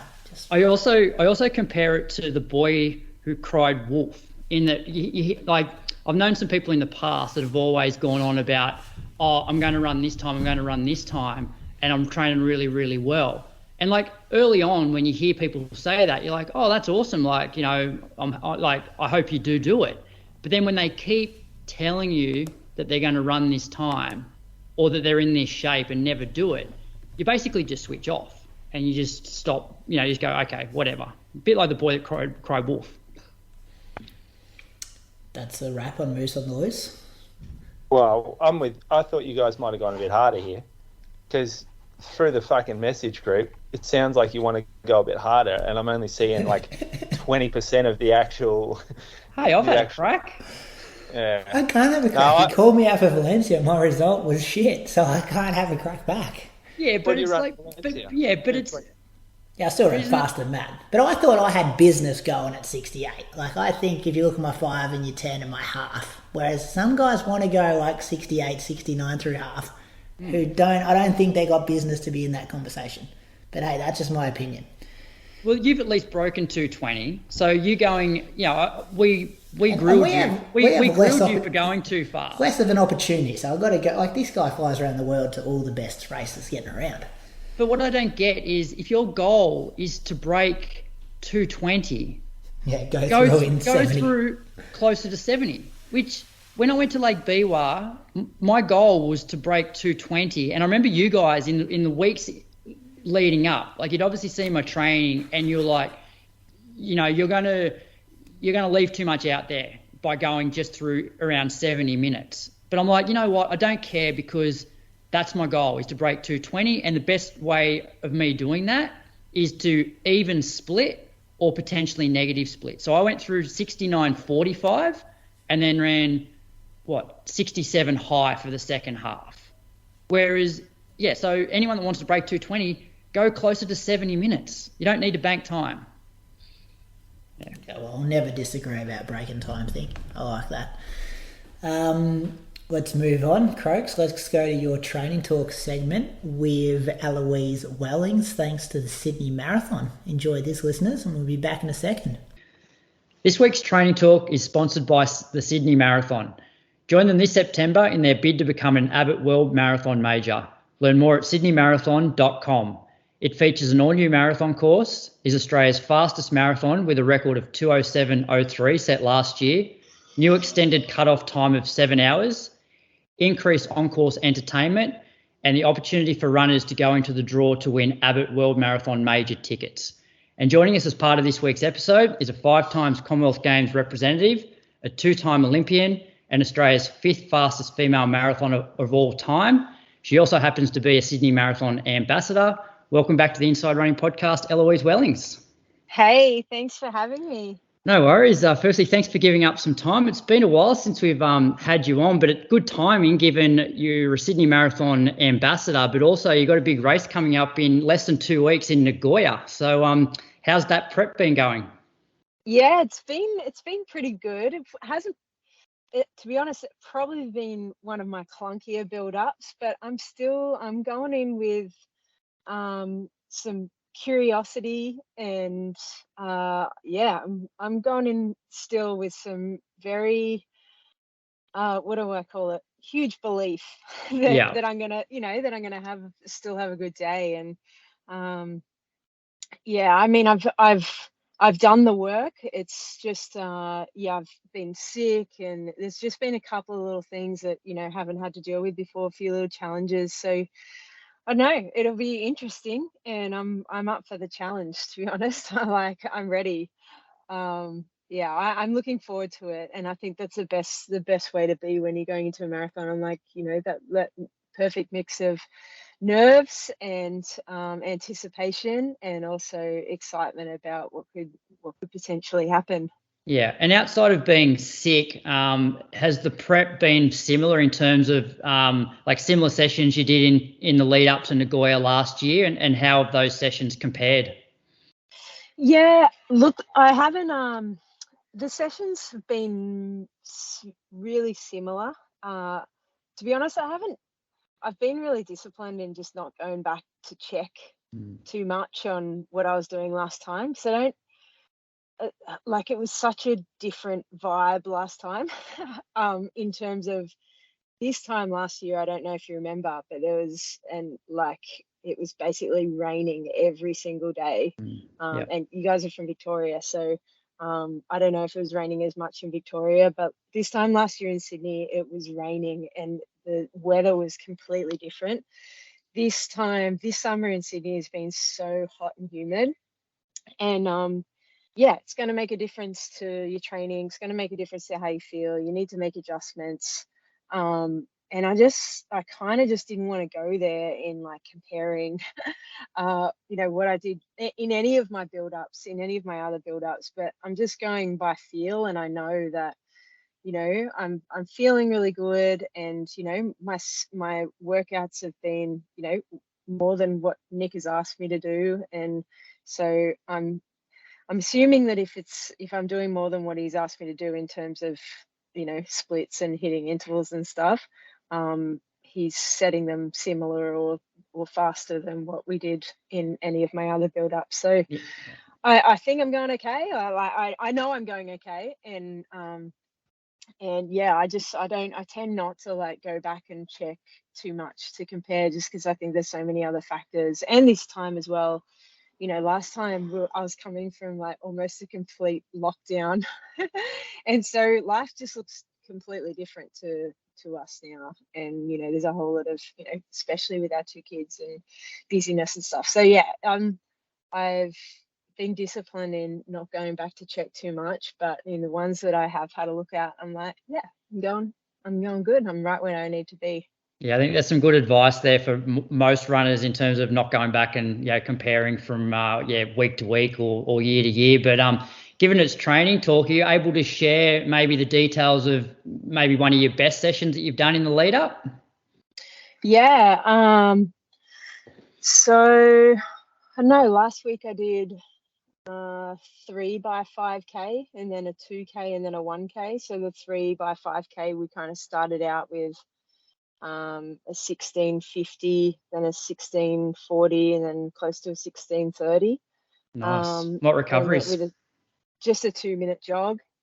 And then I did a 2K after that in just 6:35, so sort of 3:22-ish pace, and then a minute rest, and then a 3:09 for a K to finish. And I felt, like, that's, to be honest, it's nothing special. It's probably nothing different to what I've done, but I just, the ease and the rhythm that I felt was it felt right, and it felt like the right effort. And I don't know, I kind of think like from my limited experience in the marathon so far, I kind of think like it's so much more about just getting the bulk of the work done rather than trying to hit any one session. And I know it's nice for people to hit like a really good session because it gives you confidence, and you don't go in too uncertain or with all this unknown and all these questions. But I also think like it's more important to just be consistent across the board and get the bulk of the work done. And if maybe you haven't hit those workouts that you've hit before or whatever, like it could be a range of factors, but it doesn't mean that you're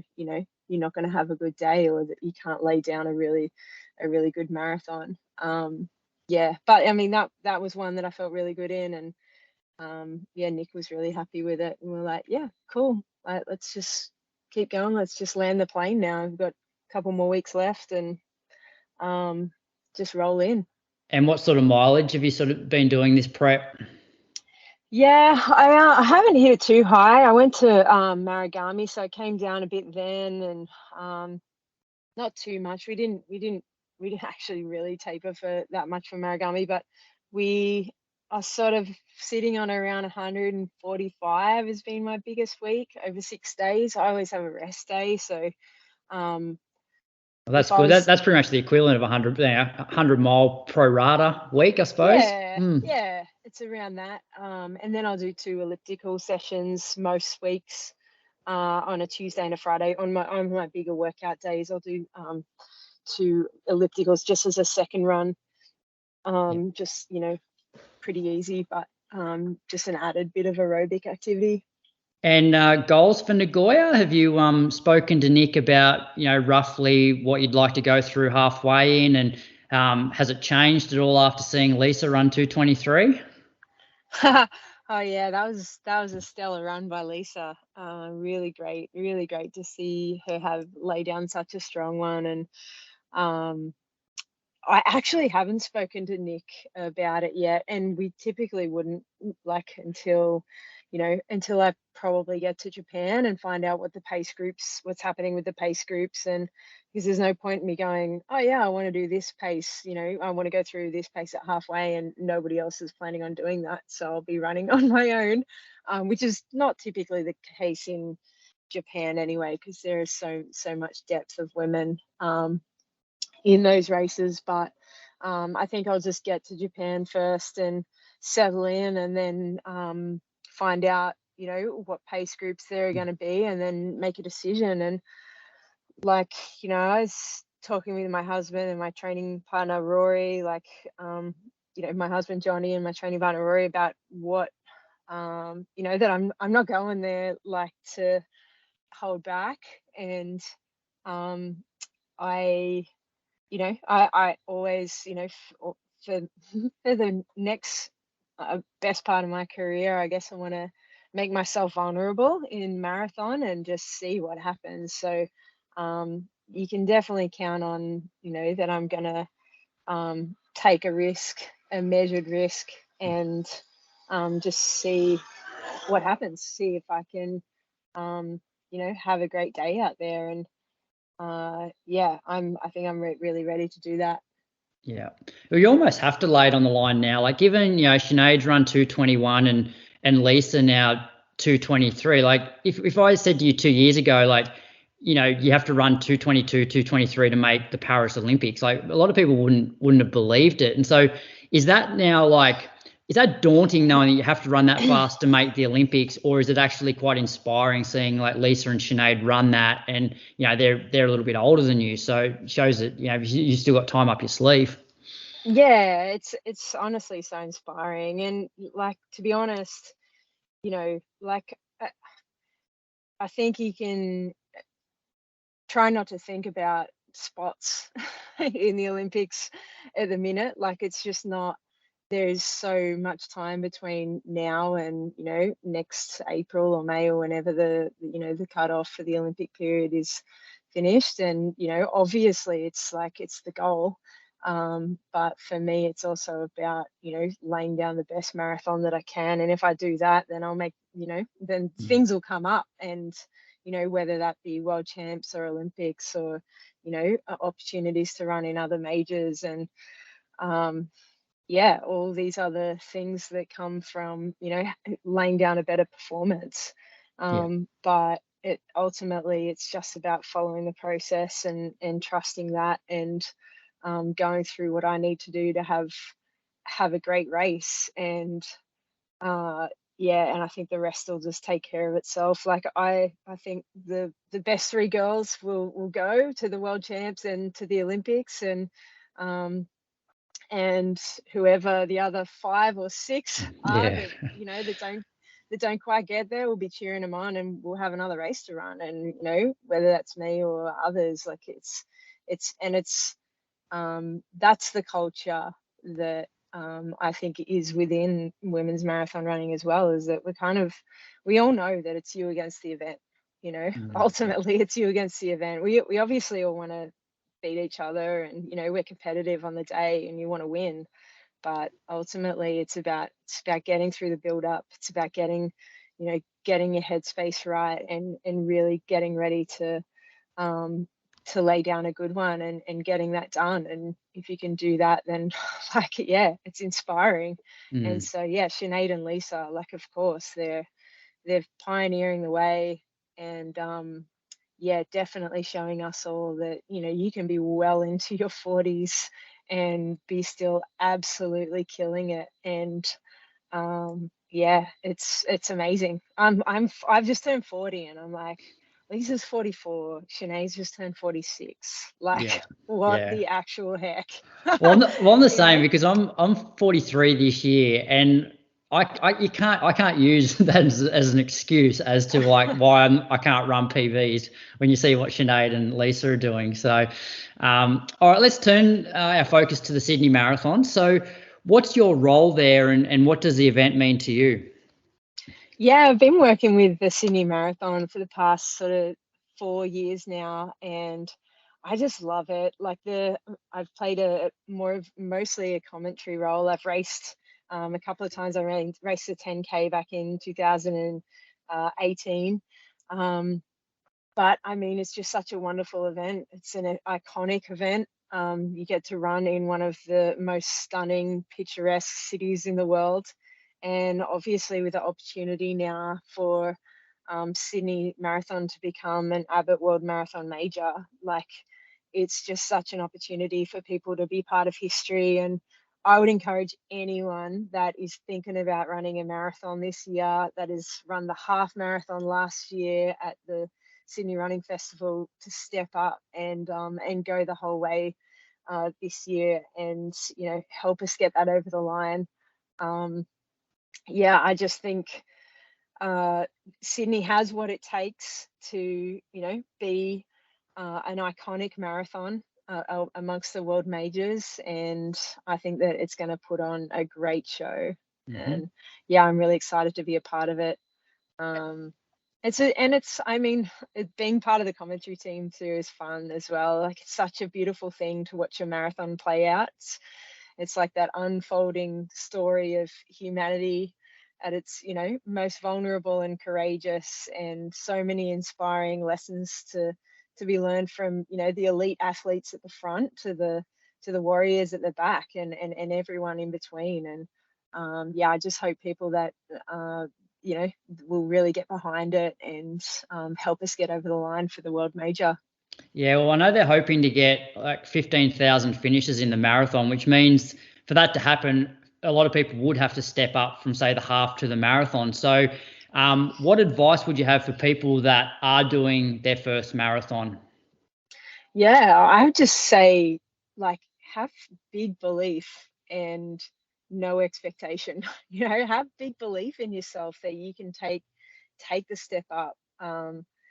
Be in the moment that you're in, and be open to all of the feelings that might arise, all of the nerves that might come up, for the challenge, and that all of the nerves that you might be feeling around, could I run that far, or could I do, double the distance that I've ever done before?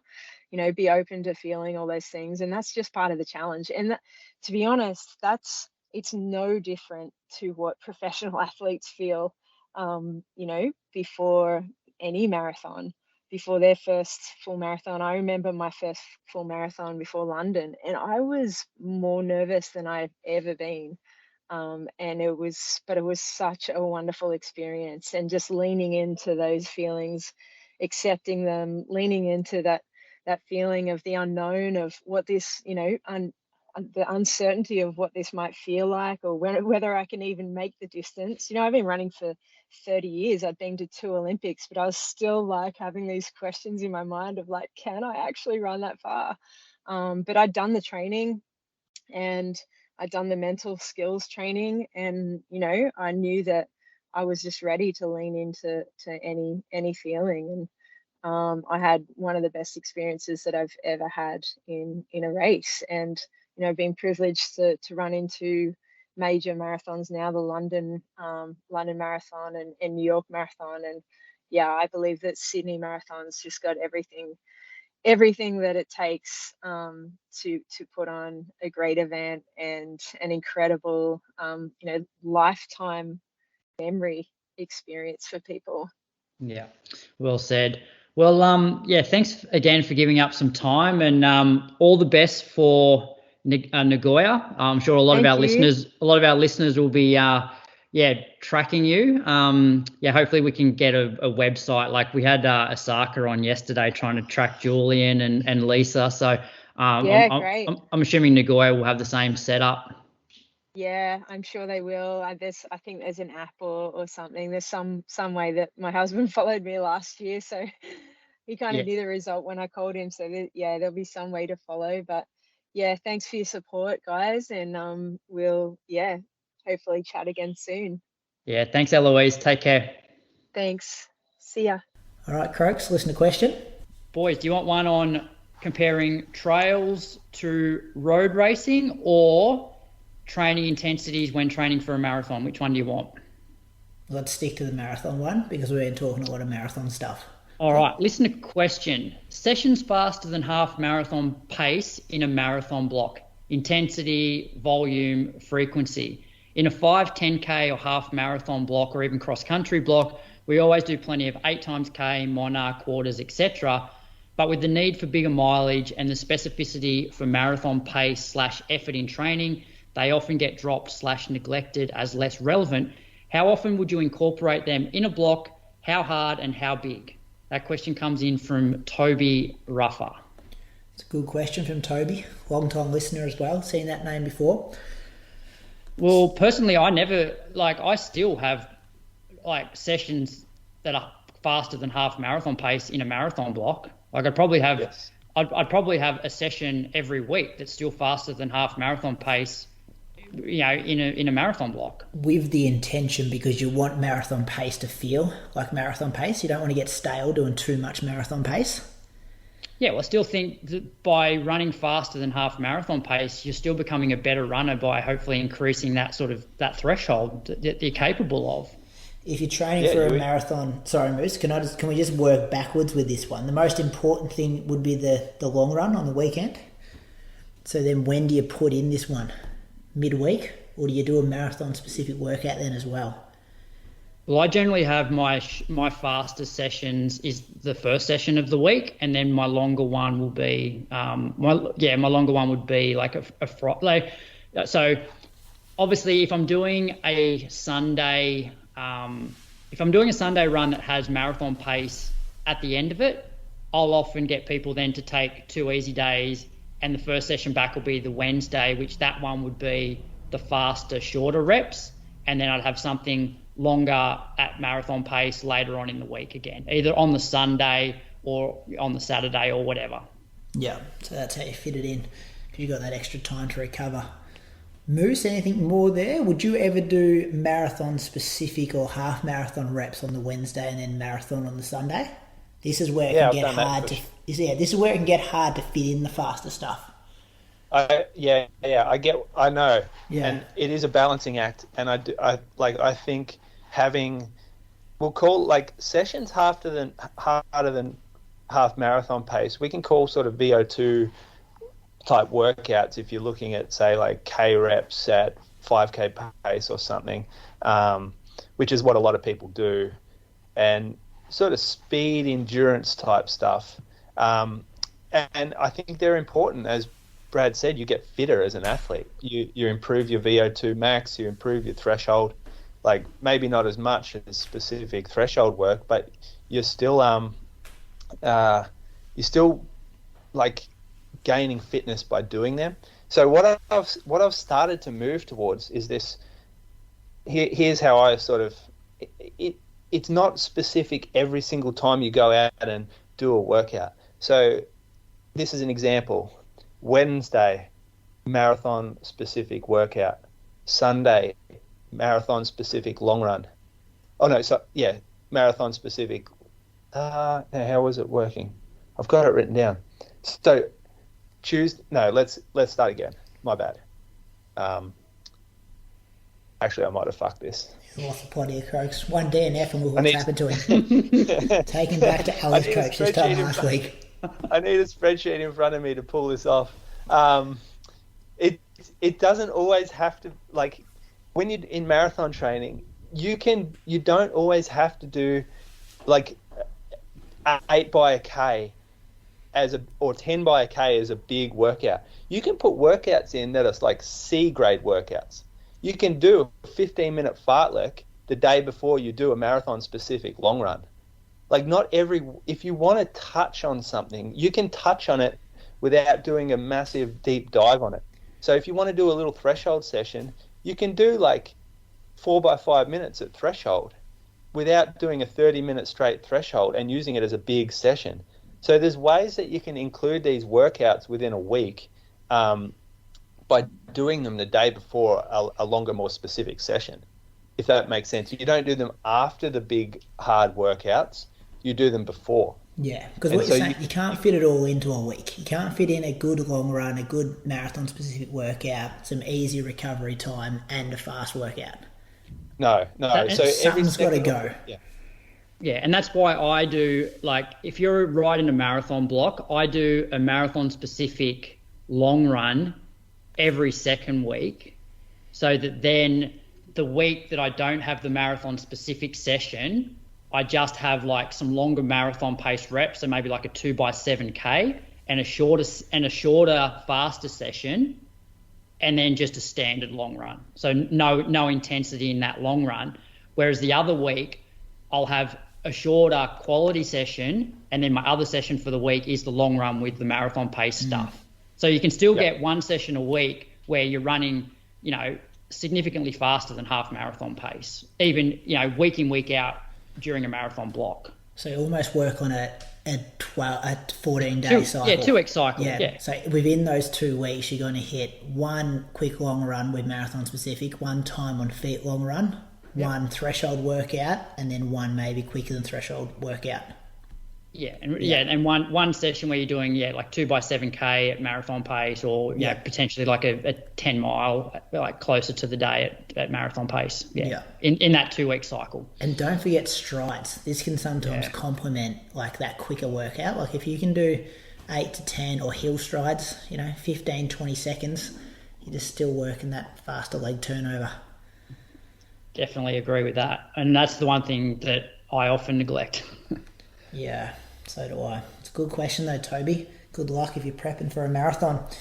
Moose on the Loose, we've done it. What's coming up? Tokyo Marathon this weekend. Run the Bridge down in Tasmania this weekend as well. Did I see somewhere that they're just going first across the line prize money, $8,000?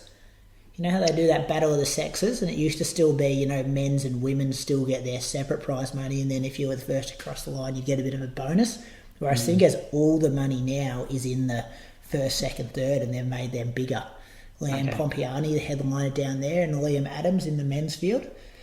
So that should be interesting. Road to London tomorrow morning.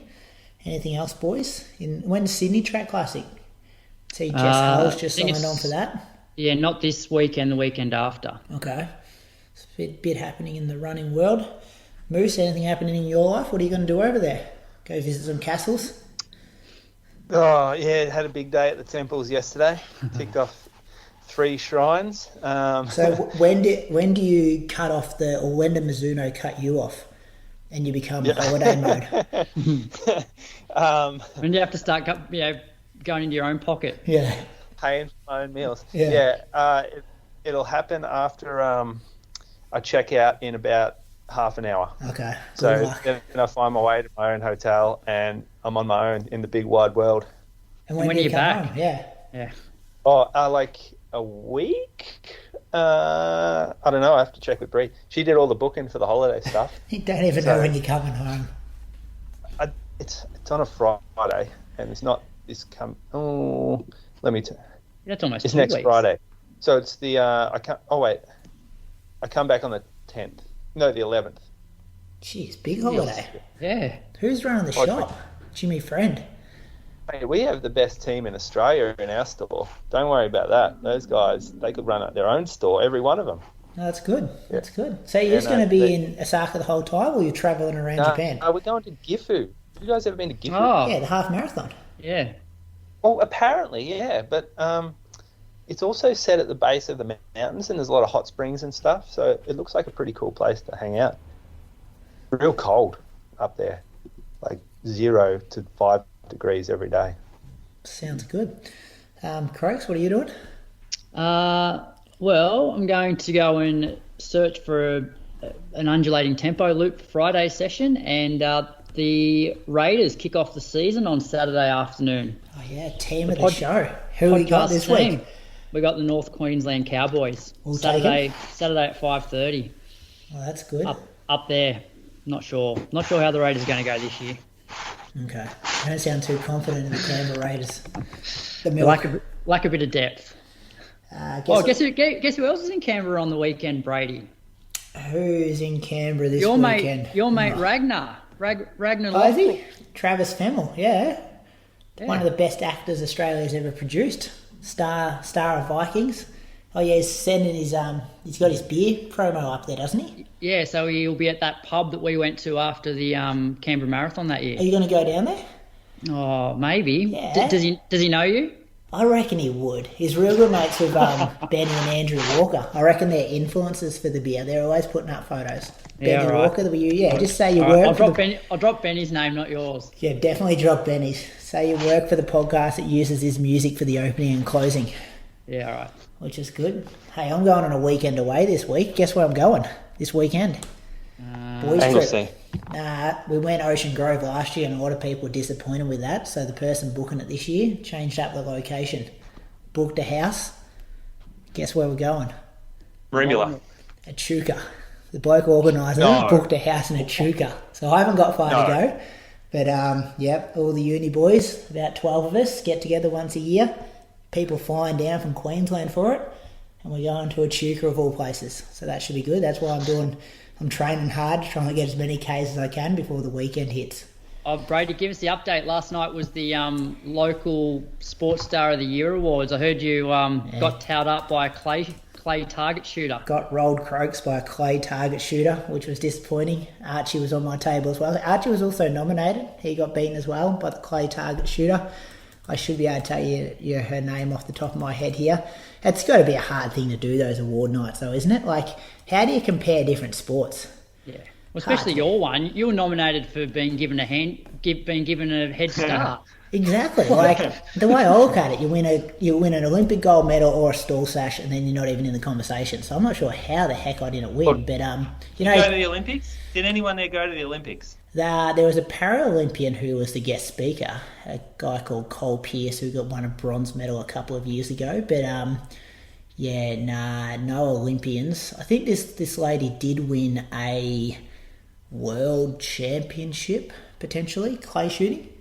But That's it then. But at least she's like competing on an even playing field. As I said, you got a head start. You're nominated for winning something where you got a head start. Jesus. Yeah, I agree. And stall wasn't even the most impressive thing I did last year. They got me up on stage and they get everyone up and they kind of give you a little interview. The guy just asked 4 questions about stall. I'm like, you also realise that I ran like 29, 25 last year and kind of had some decent races. But stall, it always does at Croaks, gets the headlines, gets people up and about. So yeah, got home at about 11 o'clock. It was a long night last night. But anyway, that's enough for this episode. See you next week, legends. Keep an eye on Patreon Wednesday morning for Sinead, Ali and Nick Earl on the road to London. Safe travels, Moose. See you later. Thank you. Have fun. Thank See you, you. boys. See you, boys. Good luck pram shopping this afternoon, Moose. Yeah, we'll see. I'm not real good in the Japanese world. All right, catch ya. The all-new Sydney Marathon is Australia's marathon.